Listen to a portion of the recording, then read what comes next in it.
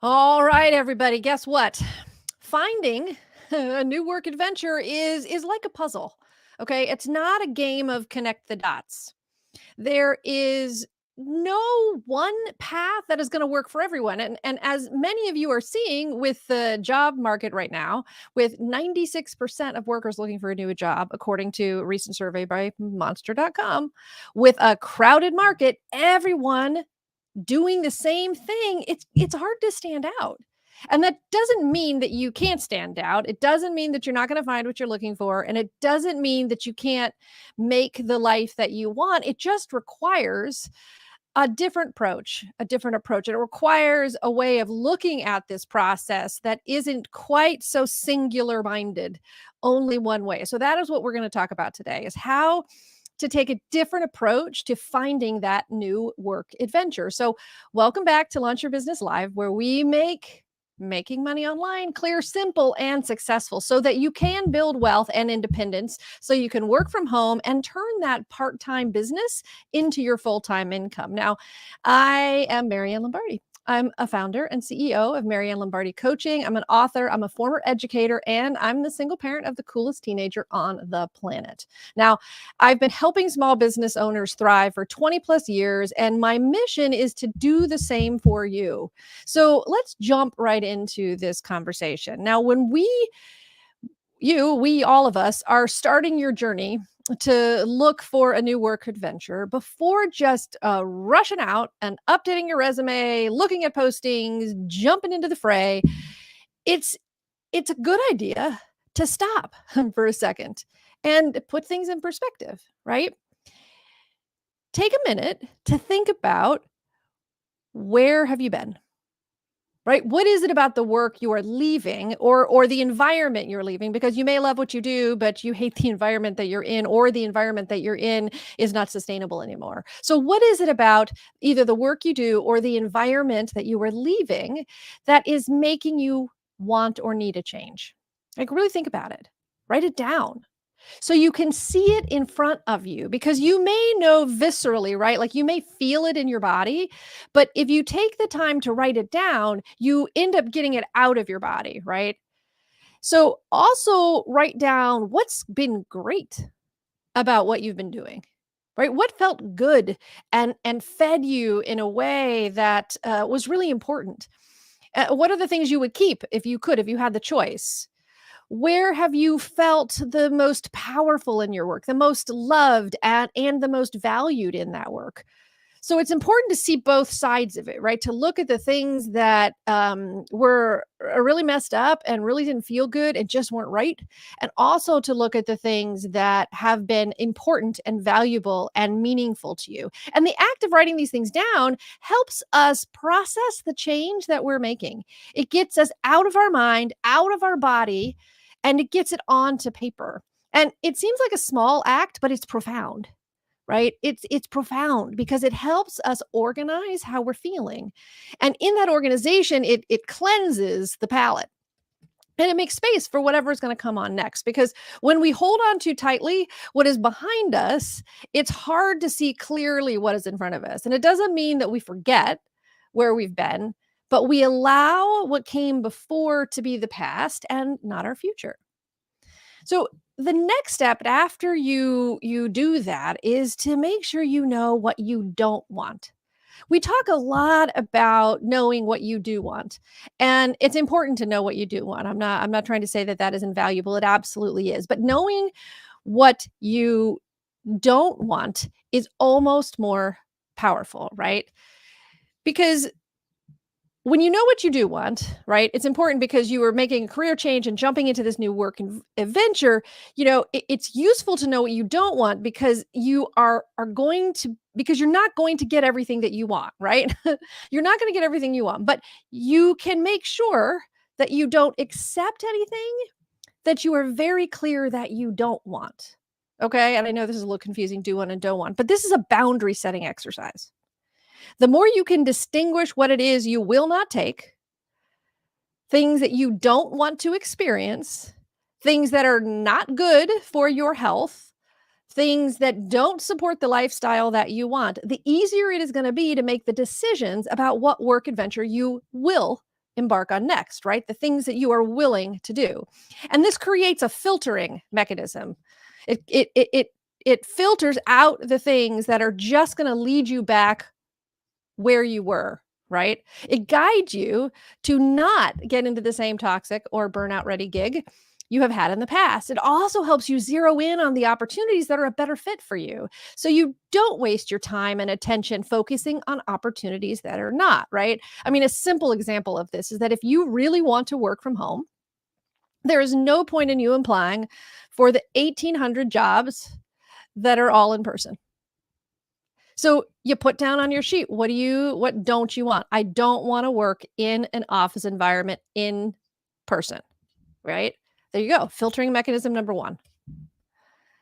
Right? So that's the whole point of it is, and it might seem simple, but writing it down is a huge step in creating those boundaries for yourself. The next step of this is to really focus on the big picture, because designing your next work adventure is less about the first job that you're going to get when you jump out of teaching, when you jump out of whatever you're jumping out of, but it's going to be how that first opportunity is leading you to the second opportunity into the third opportunity. This is where that puzzle comes in, right? That puzzle, when it is done, is what your new life, it's what your lifestyle, your work world is going to look like over time. It's not about the one piece that makes everything look right. It's about the many different pieces that come together to reveal the picture that is this new life that you are building, that is including this new work adventure. So you, for example, may get a lesser paying job if it gets you into a company that has upward mobility or will leverage other opportunities. And then you let your side business pick up the rest of your income that you might lose, right? You may develop a consulting opportunity with a company and you're impressed with that company, which may lead you into a full-time gig, right? They like your work, you like the company, next thing you know, you're working full-time there. Or you may really love the freedom of that consulting, and so you keep doing that, right? You may start working at the local Starbucks or the bookstore just to take a break while you build up a side business. And who knows, that side business will make you money, right? And maybe that becomes your full-time business. Or maybe one of your clients that you support with that business offers you a full-time job, right? My whole point is that there are lots of ways to make this work. The whole resume application job is just one way. And it doesn't work for everybody. And it's not working for a lot of people right now. And for me, I have never had a normal job that I got by this process of resume application job. Every job I've ever had was something that I made up. In essence, I convinced an employer to pay me to do a thing and created a job for myself. So my entire 20 plus year work history has been in this space of looking for opportunities that may not be on the job boards, but have been very lucrative and have been very good for my career and has helped me, leverage an enormous amount of opportunity. So there's a lot of ways of going about that process. The other step of this is all about working for yourself and starting a side business. Now, it's important to realize that some people start a business because they want to, but a lot of people start a business because they have to.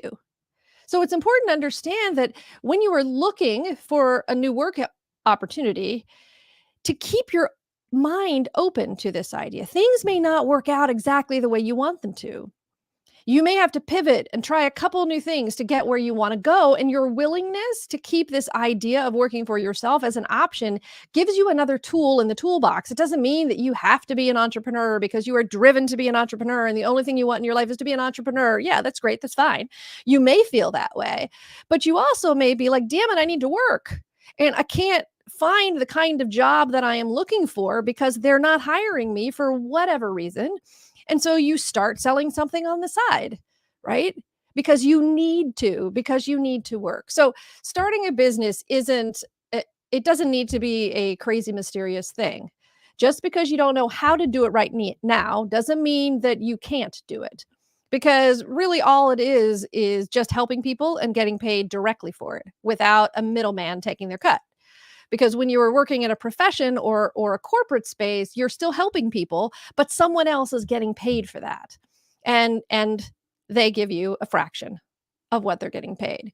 So there are different kinds of side businesses. There's different ways to work for yourself. You can freelance, you can be a virtual assistant, you can create a course or a product or a service that you sell, but you can also offer your services as a fractional something. You may have heard this term, a fractional CFO, a fractional COO, a fractional something or other, right? And a fractional service comes into play when a business is in need of support, right? They're in need of ongoing service. They're in need of something that an employee would do, but they don't need a full-time person to do that. So they hire a fractional employee. And maybe this is for a couple of hours a week, maybe it's for 20 hours a week, something like that, right? Often that that fractional work covers a more executive or specialized area in that company. And so it's a good opportunity for people who have a lot of really specialized skills. And it's different from a part-time or contract work because usually it's not project based and it tends to have more regular hours. So this could be especially good for those of you who have some administration in your background because there's a lot of need right now for fractional operations officers, right? So it'd be interesting for you to Google to look to see what kind of opportunities are in that fractional space. So that's slightly different from this full-time job. It is working for yourself, but it's a little bit of this merging of working for a company, but also working for yourself. And that is another kind of opportunity that can be leveraged into a full-time job, right? So it's important to start thinking about this idea of working for yourself as more than just I want to be an entrepreneur, so I'm working for myself. It's like, how the heck am I going to get paid? How do I get done what I need to get done to support my life and my family? Maybe I have to work for myself a little bit to fill in the gaps. Okay. The last huge piece of this is that you have to start networking now because research shows that 85% of jobs are secured through networking. So ask yourself, what is the percentage of time you are spending on applying for jobs? And what is the percentage of time you are spending on networking? It is possible that you need to shift those numbers because my sense is you are spending a shit ton of time applying for jobs and you are spending not a shit ton of time networking. Okay. So you don't have to be an extrovert to be good at networking. You do not have to be wildly outgoing to be great at networking. You just have to be intentional. Networking is about a quality over quantity activity. It's about the quality of the conversations that you have, not the amount of people you talk to or have in your network. So keep in mind that networking is a long game. Make sure that you don't treat every conversation as a transaction. So you're not like running into every conversation and being like, shit, give me a job, right? That's not what it's about. Some conversations are going to lead to an opportunity, but more often than not, the conversation is going to lead you to a relationship, which leads you to an opportunity later. Okay. Now, I have another training on how to make networking not suck. And just let us know in the comments or the DMs if you want us to send that to you, and we will. It'll get you started. And then if you need further help on your networking strategy, just DM me. I'm like the networking like queen. I love networking. I've been networking forever. And, like I said, that's how I've gotten every job I've ever had. So I'm happy to hop on a call and help you figure out what your networking strategies should be. So today we've talked about ways to think outside the box to find your next work adventure. We started with putting things in perspective so you can let go of the past and focus on your future. We've talked about that you should start thinking about what you don't want so you don't get stuck in the same kind of burnout job that you came from. We also talked about focusing on the big picture, thinking about this as a process of building out and creating a puzzle, not a game of connect the dots, 1, 2, 3, 4, right? Also being open to working for yourself if you want to or if you have to. And then finally, the importance of networking and networking like now, like now. Like there's some people here that are in this process with you who are watching or who watch the replay, like connecting with them and saying, "Hey, yo, what's up?" Right? Like, I mean, just now. Okay. So just know that you can do this, right? You can make this transition. This is a totally doable thing. And there's more than one way to do it. So if it's feeling hard one way, find some of these other ways to approach it. Just because everyone's like zigging over there doesn't mean you have to do that. You may be much better at zagging. So just try to relax and try to recognize that this will happen. You will make this happen. I have all the faith in the world. And if you get stuck, if you're worried about it, you just want to scream a little, like look me up and we'll help you out. All right. Thank you guys. I will see you next week. All right. Bye.